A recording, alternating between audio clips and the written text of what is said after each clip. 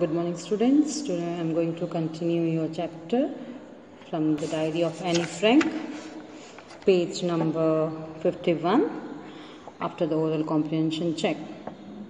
Since no one would understand a word of my stories to Kitty if I were to plunge right in, I did better provide a brief sketch of my life, much as I dislike doing so. My father, the most adorable father I have ever seen, didn't marry my mother until he was 36 and she was 25. My sister Margot was born in Frankfurt in Germany in 1926. I was born on 12 June 1929. I lived in Frankfurt until I was 4. My father emigrated to Holland in 1933. My mother, Edith Hollander Frank, went with him to Holland in September, while Margot and I were sent to Aachen to stay with my grandmother. Margot went to Holland in December, and I followed in February when I was plunked down on the table as a birthday present for Margot. Here the word plunge means jump or dive quickly. Now what happened? Hoping that someone would read her diary one day. She thinks that writing without giving any details about her background story would be ineffective. So despite not waiting to do so, she gave a brief detail about her life. What details she gave here? She described her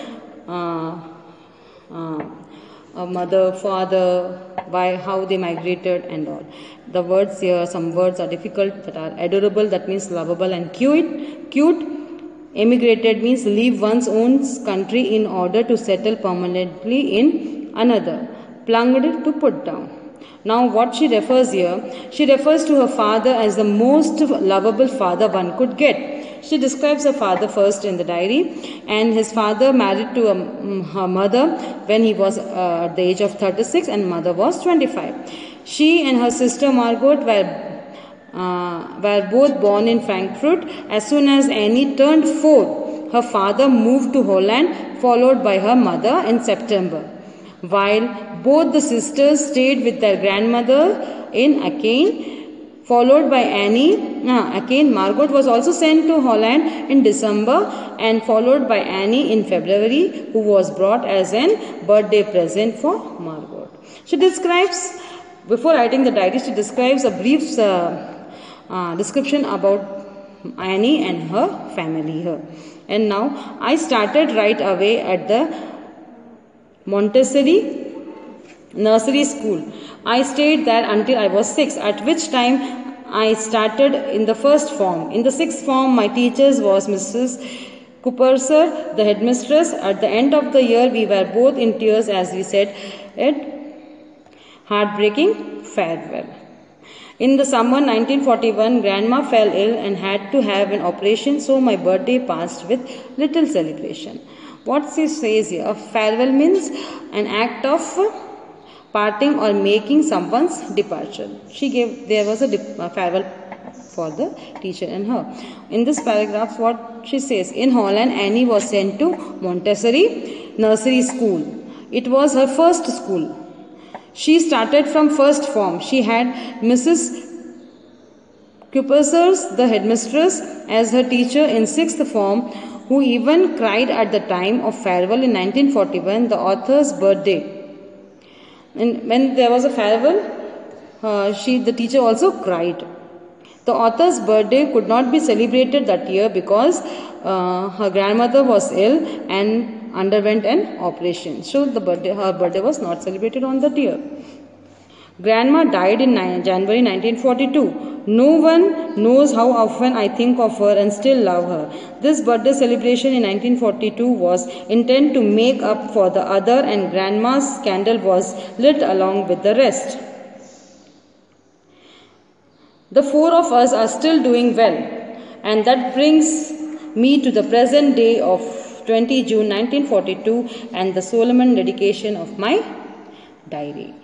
Now there are some more difficult words in it. That is intended means planned. Solomon, the characteristics by deep. Sincerity, dedication means commitment. Now what she says in this paragraph, Annie, unfortunately her grandmother left them in January 1942. Annie misses her grandmother more than anyone knows. This year's birthday was to be celebrated with great zeal so as to compensate for last year's. She then mentions that her family is doing well, which sums up her background and brings her to the present day of June 20, 1942, when she is writing her diary.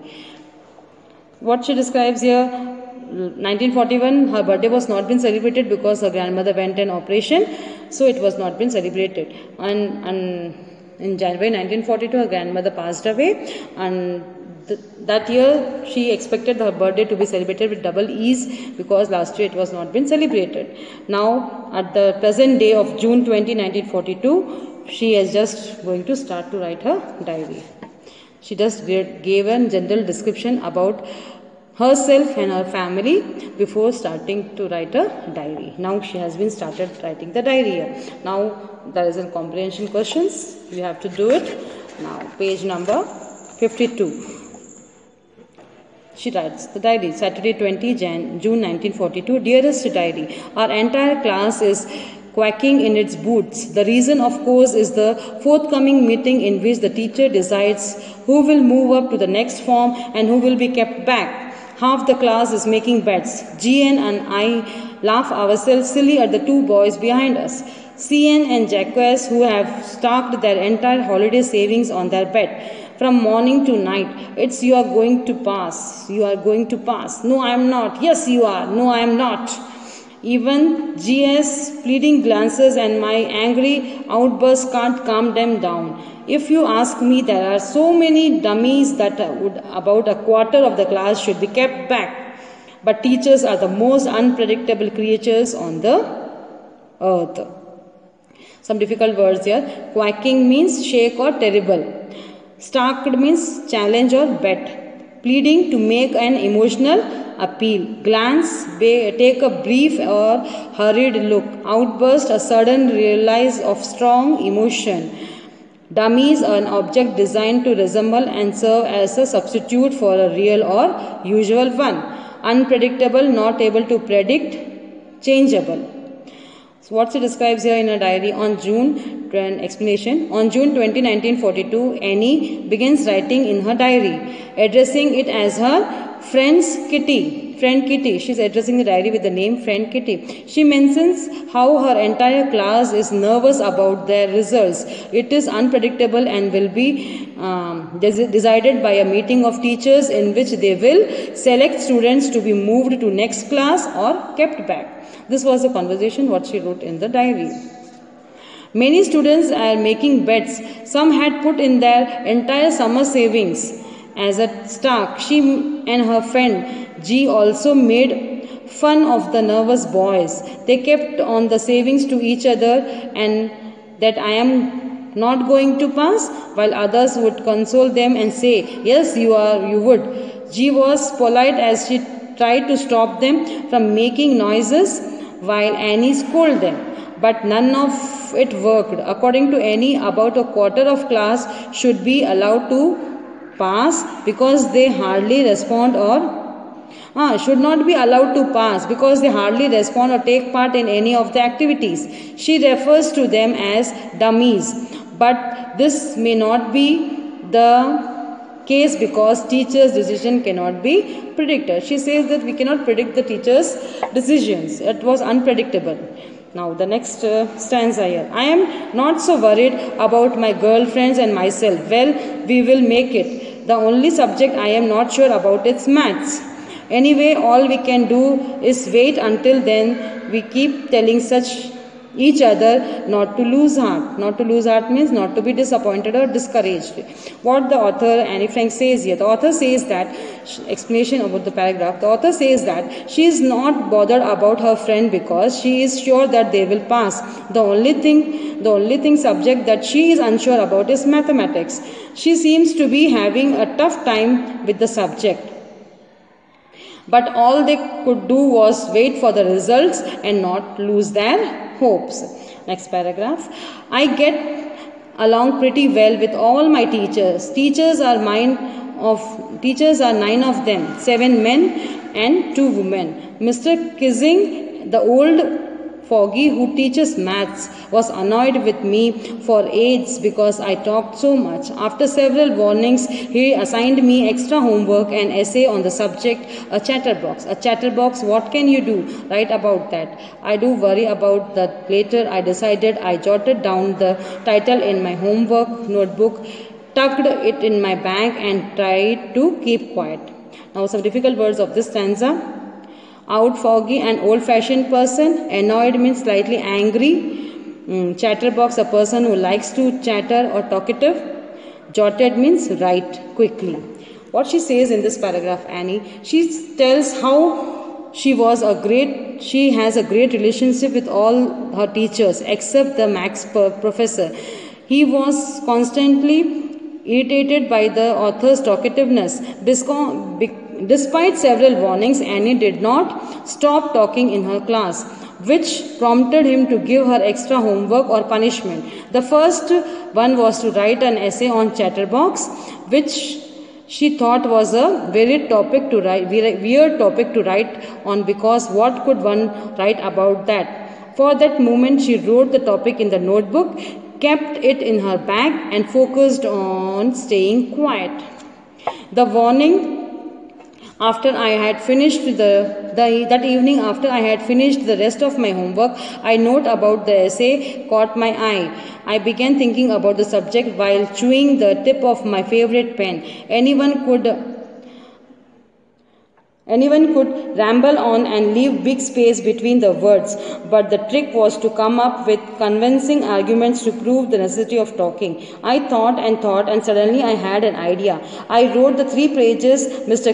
Kissing had assigned me and was satisfied. I urged that talking is a student's trait and that I would do my best to keep it under control, but that I could never be able to cure myself of the habit, since my mother talked as much I did, if not more, and that there's not much you can do about inherited traits.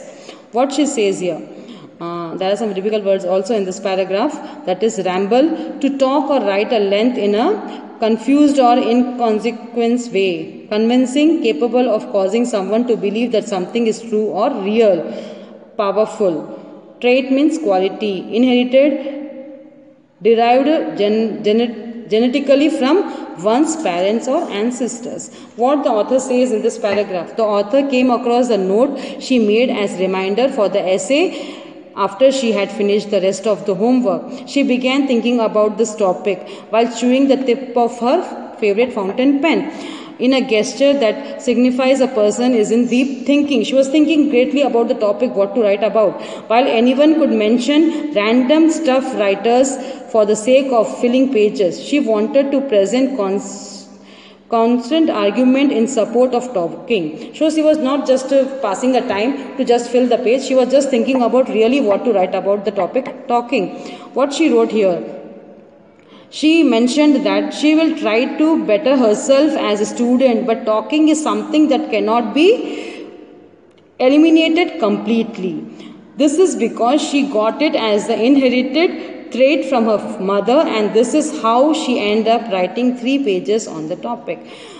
She was just thinking about the topic, what she wants to write. वो सोच रही थी कि उसे क्या लिखना है इस टॉपिक के बारे में, और वो कॉन्स्टेंटली सोच रही थी सिर्फ पेज भरने के लिए नहीं, वाकई में वो चाहती थी कि वो लिखे कि टॉकिंग जो है वो एक ऐसी चीज़ है, वो कोई किसी के इससे उसे नहीं ले सकता, क्योंकि वो जो हैबिट है वो इनहेरिटेड थी, वो शायद इनहेरिटेड थी अपने मदर से, तो वो उसका प्रयास करेगी उस चीज़ को कम करने का, मगर वो कम्प्लीटली उसे ख़त्म नहीं कर सकती, पूरा उसे समाप्त नहीं कर सकती। इससे उसने उस टॉपिक पे 3 पेजेस लिखना ख़त्म किया। हम आगे अब नेक्स्ट वीडियो में इसके बारे में पढ़ेंगे।